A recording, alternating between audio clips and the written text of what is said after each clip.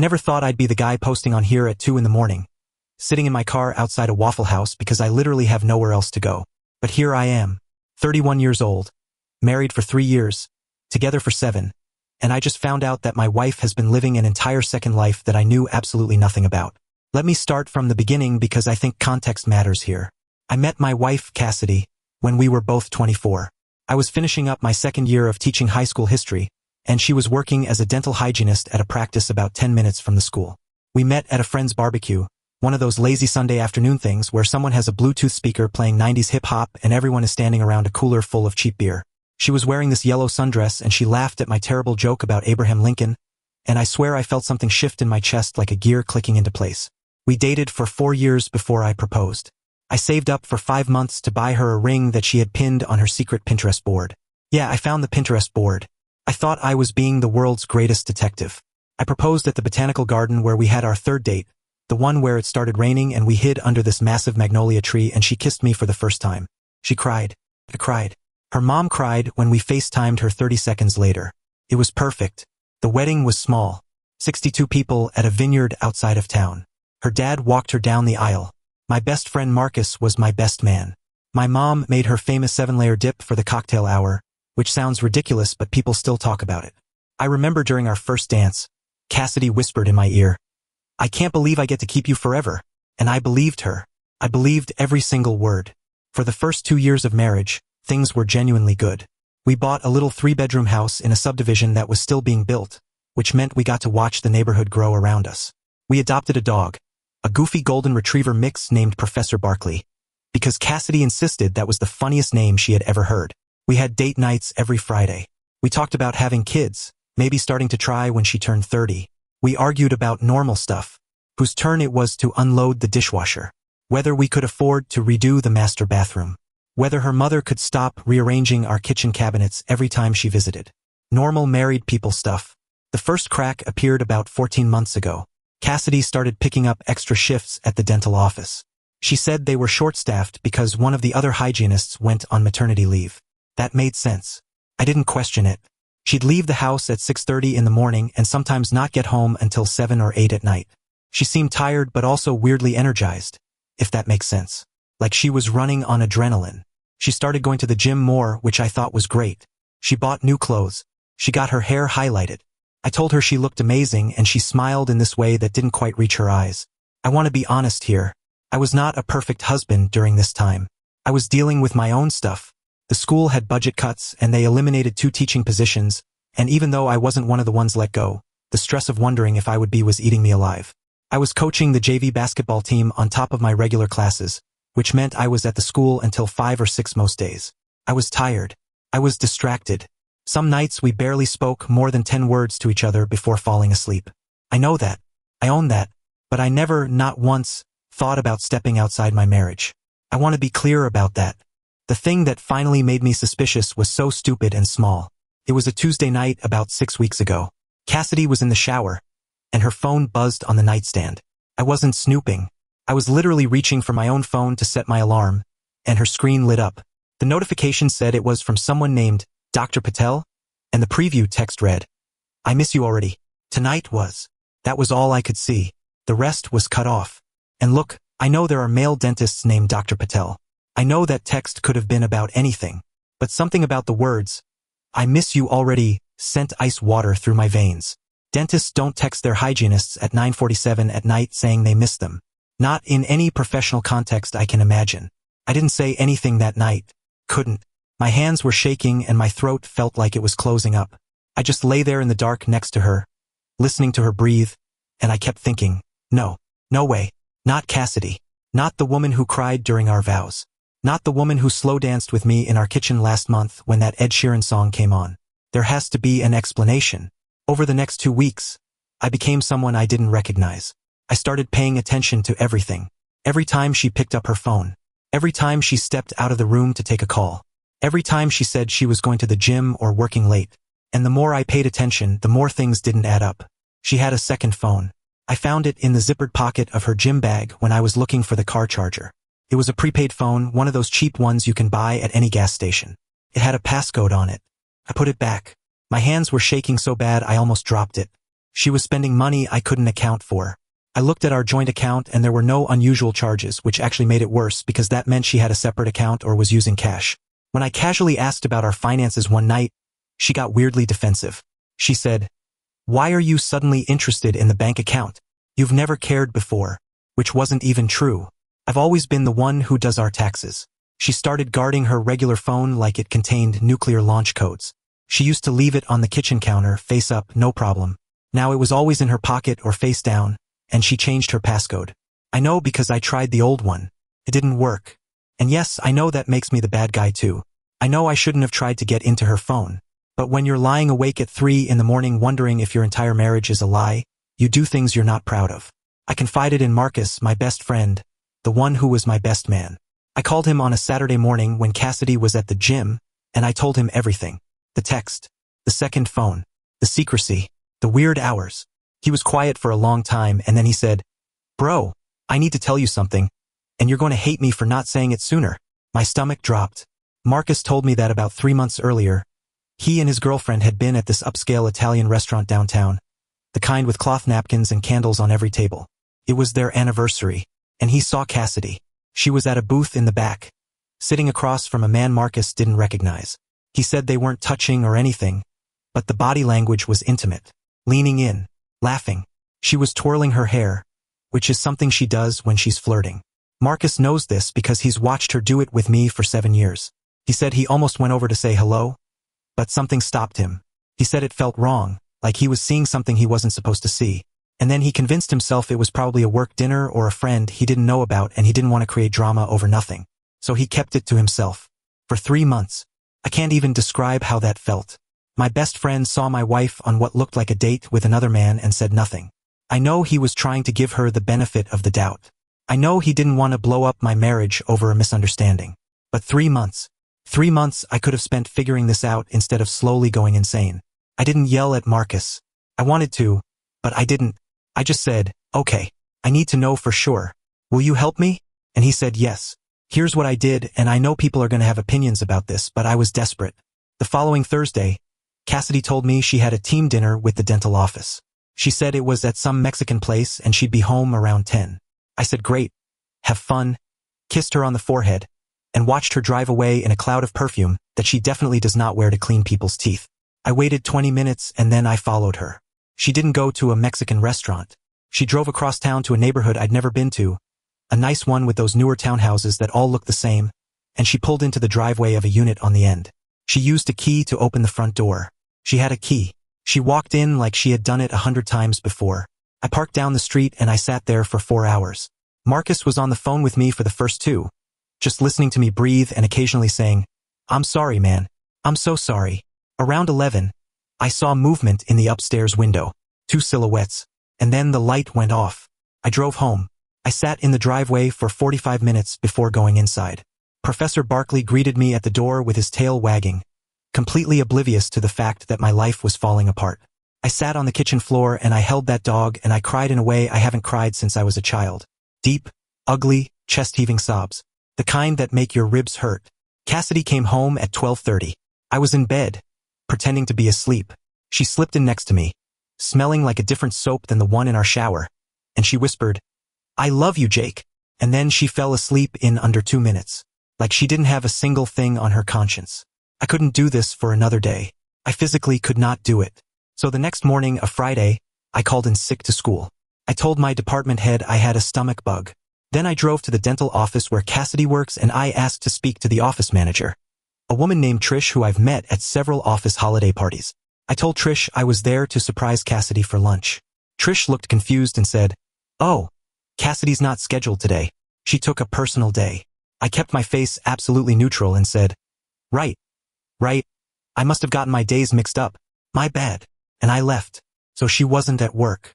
She had told me that morning that she had patients all day and would be home around 6. She was not at work. I drove to the townhouse. Her car was in the driveway. At 10:15 on a Friday morning, when she was supposed to be scaling plaque off someone's molars. I sat in my car and I called her. She picked up on the 3rd ring. I said, "Hey babe, how's your morning going?" And she said, and I will remember these words until the day I die. She said, "Oh, same old, same old." Mrs. Henderson is in the chair right now. She's a talker. I'm hiding in the break room for 2 minutes. What's up? She lied to me, in real time, without a single tremor in her voice, like she had rehearsed it. And maybe she had. Maybe she'd been rehearsing lies for over a year and I was just too stupid and too trusting to notice. I said, nothing, just wanted to hear your voice. Love you. She said, love you too, babe, gotta go, and hung up. I sat there for another 5 minutes, and then I got out of the car and I walked up to that townhouse and I rang the doorbell. I don't know what came over me. I wasn't thinking. I was operating on pure adrenaline and rage and heartbreak all twisted together into something that felt like it might actually kill me. Cassidy opened the door. She was wearing a t-shirt I'd never seen before. It was clearly a men's shirt, oversized on her with some tech company logo on it. Her hair was messy.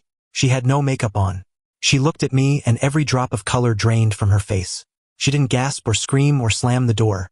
She just stood there, and her mouth opened and closed a few times, and then she said very quietly, Jake, not what are you doing here?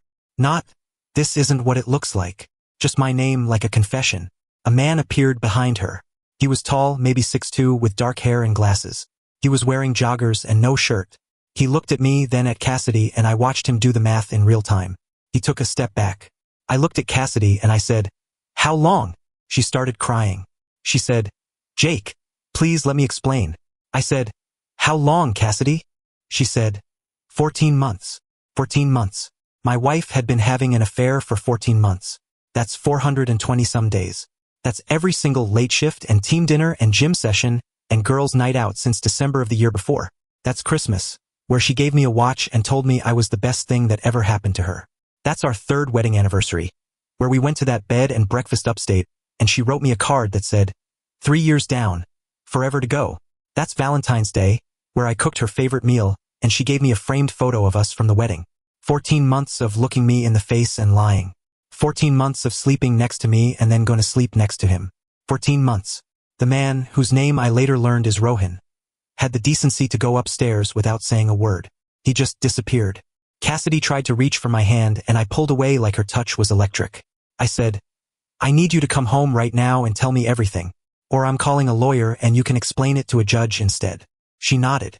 She went upstairs. I heard murmuring. She came back down in her own clothes, with her purse and her keys, and she followed me home in her car. We sat at the kitchen table. Professor Barkley tried to sit on her lap, which he always does when she's upset, and she buried her face in his fur for a moment before I said, start talking. So here's what she told me. Rohan is a software engineer. He's 34. He's divorced.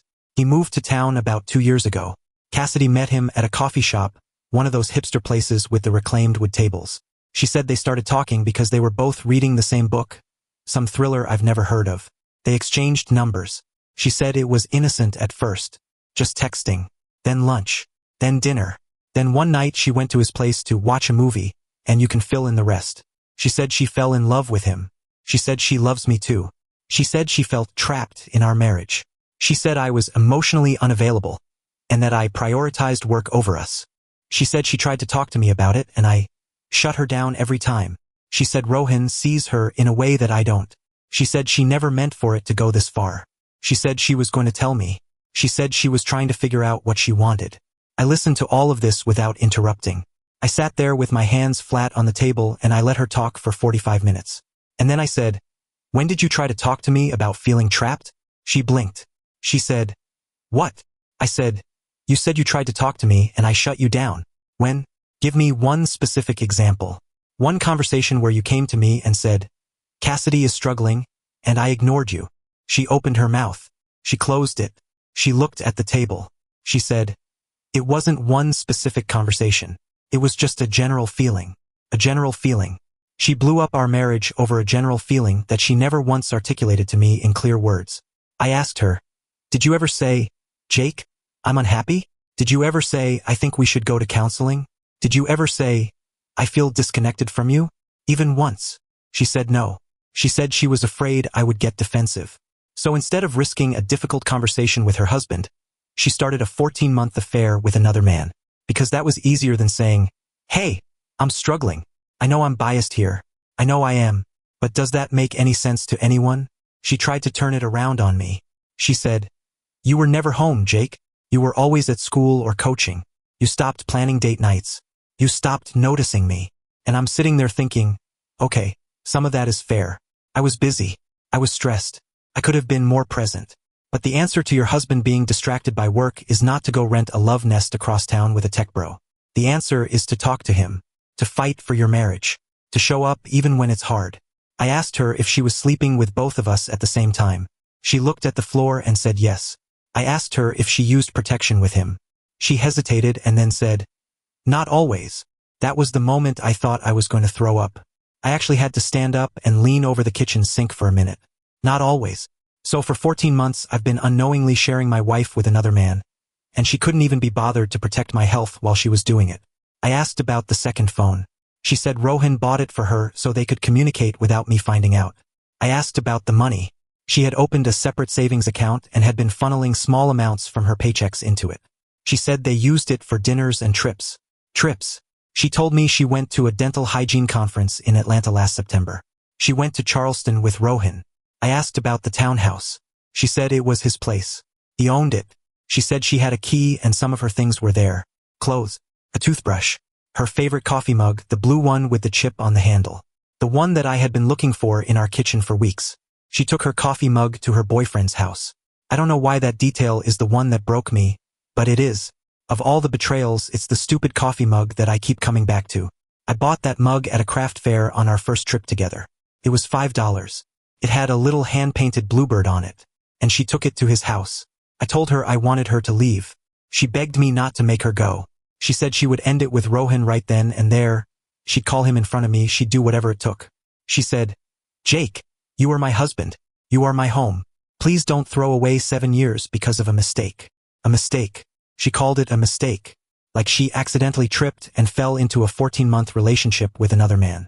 Like she mistakenly opened a secret bank account and bought a burner phone and took trips and kept a toothbrush at his place. That's not a mistake. That's a lifestyle.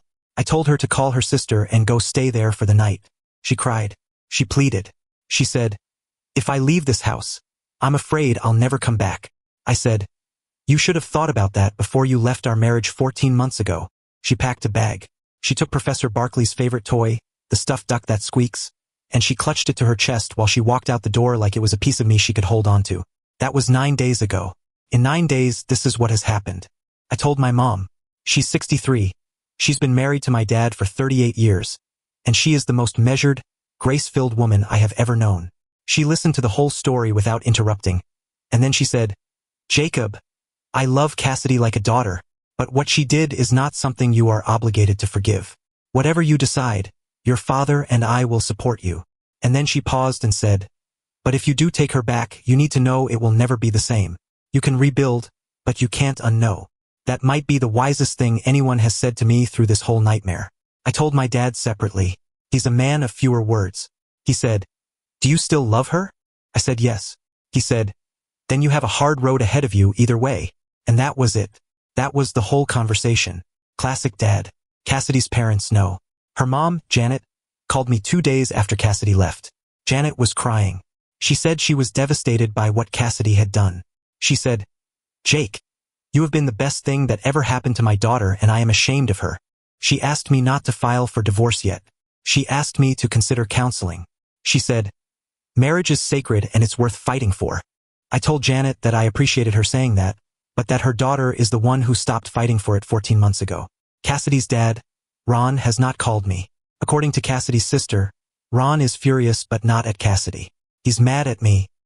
He apparently told the family that if I had been a better husband and made more money and given her more attention, she wouldn't have strayed. A high school teacher's salary wasn't good enough for his little girl, apparently. Never mind that we were fine financially. Never mind that Cassidy never once complained about money. Never mind that Ron himself was a postal worker for 30 years, which is not exactly Wall Street.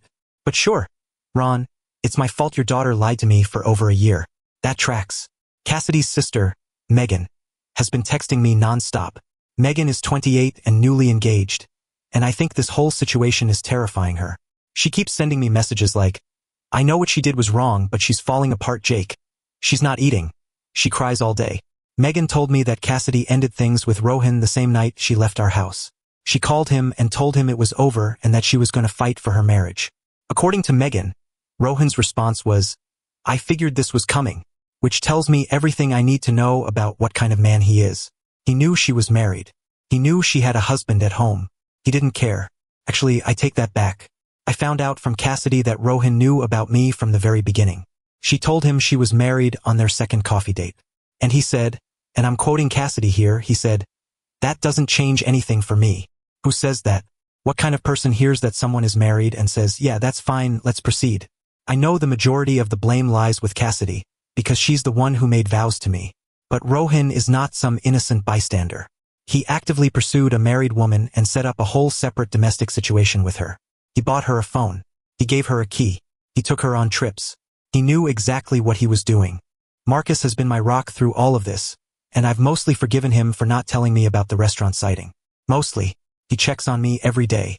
He brought over a case of beer and a pizza last Sunday, and we sat in my living room and watched football and didn't talk about any of it, and it was the first time I felt almost human in days. He told me his girlfriend, Shannon, is furious at Cassidy. Shannon and Cassidy used to be close.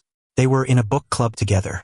Shannon said she feels like she was lied to too, because Cassidy would show up at book club and talk about me like everything was perfect, and Shannon would go home and tell Marcus how lucky they were to have friends with such a strong marriage. Now Shannon feels manipulated, and I can't blame her. 3 of our mutual friends have reached out. 2 of them, a married couple named Dave and Lisa, told me they support me and that I should take whatever time I need. They said they're not taking sides, but they also haven't spoken to Cassidy, which I guess is a side. The 3rd friend, a woman named Brianna, who was one of Cassidy's bridesmaids, actually sent me a long text defending Cassidy. She said I need to consider what drove her to this, and that people don't cheat in happy marriages. She said I was not blameless, and that I should look inward before pointing fingers. I'm going to be real. That text from Brianna made me see red. Because the implication is that if your marriage isn't perfect, cheating is an understandable response. And I reject that completely. Every marriage goes through rough patches. Every marriage has seasons where one person is distracted or stressed or not fully present. That does not give the other person a license to deceive and betray. If your marriage is struggling, you say something. You go to therapy. You have the hard conversations. You don't rent a boyfriend across town and live a double life for over a year. I didn't respond to Brianna. My colleague at school, another history teacher named Paul, noticed something was off and asked me point blank in the teacher's lounge if I was okay. I don't know why, but I told him. Maybe because he's been divorced twice and I figured he'd understand. He sat down, put his hand on my shoulder and said, "Brother, the first one is the worst. It gets easier," which was somehow both deeply depressing and strangely comforting at the same time.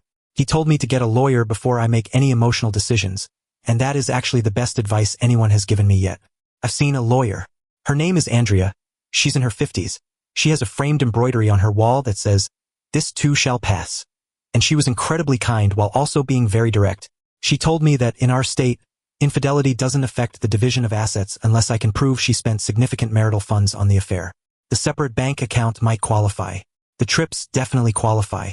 She said we don't have kids, we've been married less than 5 years, and we both have jobs, so the divorce itself would be relatively straightforward if I decide to go that route. She said the house is the biggest asset and we'd either have to sell it or one of us would have to buy the other out. She told me not to make any final decisions for at least 30 days. She said the worst decisions are made in the first month. Cassidy has been texting me every day, multiple times a day. She sends long messages about how sorry she is, how she'll do anything to fix this, how she's already found a therapist and started going, how she's willing to do couples counseling, how she's cut all contact with Rohan, how she understands if I'm angry but please don't give up on us. Some of the messages are beautiful and heartfelt and make me want to drive to her sister's house and hold her. Some of them are manipulative and guilt-trippy, like the one that said, "If you divorce me, I don't think I'll survive it." That one made me angry because it's emotional hostage-taking. You don't get to blow up someone's life and then make them responsible for keeping you alive. She left a handwritten letter in our mailbox 2 days ago. For pages. She wrote about the day we met at the barbecue. She wrote about our first kiss under the magnolia tree. She wrote about our wedding day and how she meant every word of her vows. She wrote about the life she imagined for us, the kids, the house, growing old together. She wrote that Rohan was an escape from the pressure she put on herself to be perfect, and that the affair was never about me not being enough. It was about her not feeling like she was enough. She said she's been struggling with her mental health and she should have gotten help instead of self-destructing. I read that letter 3 times. The 3rd time I cried, because I could hear her voice in every word, and I could feel that she meant it. And part of me, a big part, wants to believe that this can be fixed. That we can go to counseling and do the work and come out stronger. You hear those stories, right? Couples who survived infidelity and rebuilt something better. It happens. I've read the books. I know it's theoretically possible. But here's what keeps me up at night. It's not the physical stuff, although that haunts me too. It's the lying. 14 months of sustained, deliberate, creative lying. That's not a lapse in judgment. That's a skill. She didn't just cheat on me. She constructed an entire parallel reality and maintained it flawlessly for over a year. She looked me in the eyes every single day and performed the role of faithful wife while simultaneously playing house with another man. The logistics alone are staggering. She had a burner phone, a separate bank account, a cover story for every absence. She knew which friends she could trust not to blow her cover. She remembered which lies she had told me so she could keep them consistent. That level of deception requires something that I can't reconcile with the woman I thought I married. It requires the ability to compartmentalize your life so completely that you can betray someone to their face without flinching. And if she can do that for 14 months, how do I ever trust her again? How do I ever hear her say, "I'm working late," and not feel my chest tighten? How do I ever see her check her phone and not wonder who she's texting? How do we go on a vacation and I don't think about Charleston? I've been going back and forth every hour. 1 hour I want to fight for my marriage. The next hour I want to sell the house and move to another state and start over. I change my mind in the shower. I change my mind while I'm teaching the Civil War. I changed my mind 3 times during a basketball practice. One of my students asked me why I looked so tired and I almost laughed because the 16-year-old kid looked at me with more genuine concern than my wife showed me for over a year. Here's where it gets really complicated. Last night, I was at the grocery store buying the saddest bachelor dinner you've ever seen. A frozen pizza, a bag of salad, and a 6-pack. And I ran into Rohan. At the grocery store. At my grocery store. He was in the produce section, squeezing avocados like a man without a care in the world. And when he saw me, he had the audacity to walk over. He said, "Jake, right? I think we should talk." I said, "I have absolutely nothing to say to you." He said, "I understand you're angry, but I want you to know that I genuinely care about Cassidy, and I think you should hear her out." I stared at this man who slept with my wife in his townhouse while I was grading papers. This man who bought my wife a secret phone. This man who took her to Charleston while I thought she was at a conference. And he's telling me to hear her out. Like he's some kind of relationship counselor. Like he has standing to offer me advice about my marriage that he helped destroy. I said, "If you ever speak to me again, I will make it the worst decision of your life." I didn't specify what I meant by that because honestly I didn't know. I'm not a violent person. I've never been in a fight in my adult life. But in that moment, standing in the produce section holding a bag of baby spinach, I felt a rage so intense that it scared me. He must have seen it in my eyes because he put his hands up and backed away. I left the store without buying anything. I drove here to this Waffle House parking lot, and I've been sitting in my car ever since. It's been about 3 hours. The night shift waitress keeps looking at me through the window. I should probably go inside and order something so she stops worrying I'm having a medical event. And here's the last piece, the part that made me finally decide to write this all out. Cassidy told me today, through a text, that she is pregnant. She said she took 3 tests and they're all positive. She said she doesn't know whose it is. She said she'll get a paternity test as soon as it's medically possible. She said she understands if this changes everything. If this changes everything. I haven't responded. I don't know what to say. I don't know what to feel. I am sitting in a Waffle House parking lot at 2 in the morning finding out that my wife might be pregnant with another man's child. And I feel like I'm watching my life from outside my body. If the baby is mine, what do I do? Do I stay for the kid? Do I try to rebuild this shattered thing for the sake of a child who didn't ask for any of this? Do I co-parent from separate houses and explain to my kid someday why mommy and daddy don't live together? If the baby is Rohan's, what then? Does she keep it? Does he get involved? Do I raise another man's child because I love my wife, or did love my wife, or still love my wife in some broken complicated way that I can't untangle? I keep thinking about what my mom said. You can rebuild, but you can't unknow. I can't unknow any of this. I can't unknow that my wife had a whole other life. I can't unknow that she lied to my face every day for 14 months. I can't unknow that she told another man she loved him. I can't unknow the burner phone and the secret bank account and the key to his house and my coffee mug on his counter. I can't unknow any of it. Update because I know people are going to ask. It's been 3 days since I wrote all of that in the Waffle House parking lot. The night shift waitress, whose name is Dolores, eventually came out and knocked on my window and asked if I wanted some coffee. I went inside and sat at the counter and she brought me coffee and a waffle without me ordering it. And she said, "Whatever it is, honey, It'll look different in the morning. She was right. It did look different in the morning. It looked worse, actually, because the sun came up and the reality of everything was even harsher in the daylight. But Dolores was kind, and sometimes that's enough. I went home. I slept for 14 hours.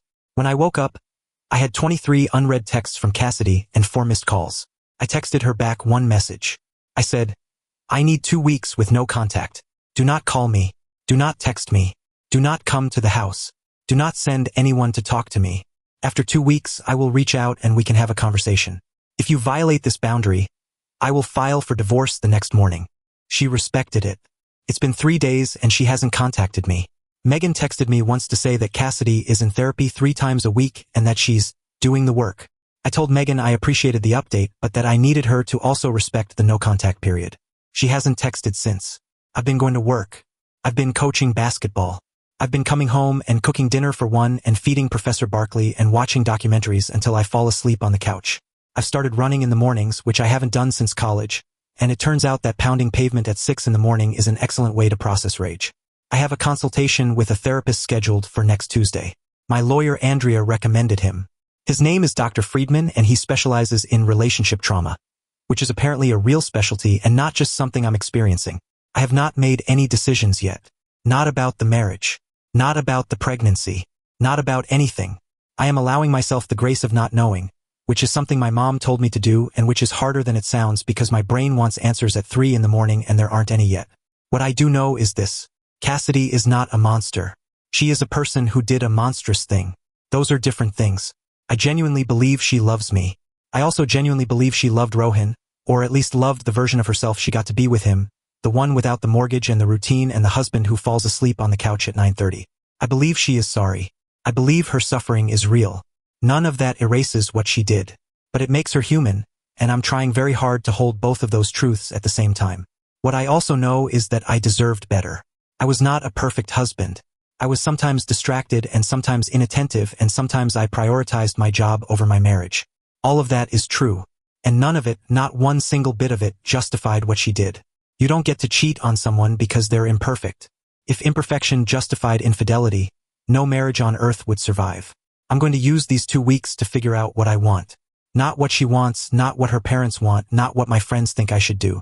What I want. And then I'm going to make a decision and I'm going to live with it, whatever it is. Professor Barkley is currently asleep on my feet. The house is quiet. It's the kind of quiet that used to feel peaceful and now just feels empty. But I'm here. I'm still standing. And tomorrow I'll wake up and run and go to work and teach kids about history and come home and do it again. And eventually I'll know what to do. So, am I wrong here?